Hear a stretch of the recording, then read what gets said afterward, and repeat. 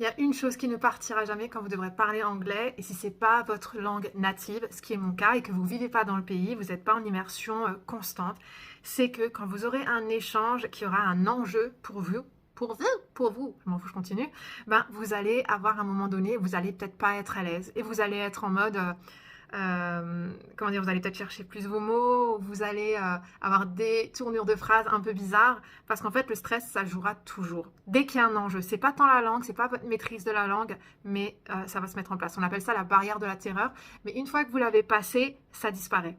Et je vous dis ça parce que là, je regarde une interview que moi, j'ai faite en anglais avec une américaine, et je vois la différence entre le début et ensuite. Et c'est juste, voilà, moi je le vois, c'est pas quelqu'un avec un œil extérieur, je sais pas s'il le verra, mais moi je vois que je suis stressée et que je ne m'exprime pas comme d'habitude. Et c'est pour ça que parfois, quand vous passez des certifications, vous avez des tests, vous allez être différent. Ce sera pas comme, imaginons, on a un cours ensemble où c'est plutôt relax. Eh ben voilà, ce sera différent avec votre examinateur parce que vous le connaissez pas, vous êtes stressé, mais qu'est-ce qu'il va penser, tout ça.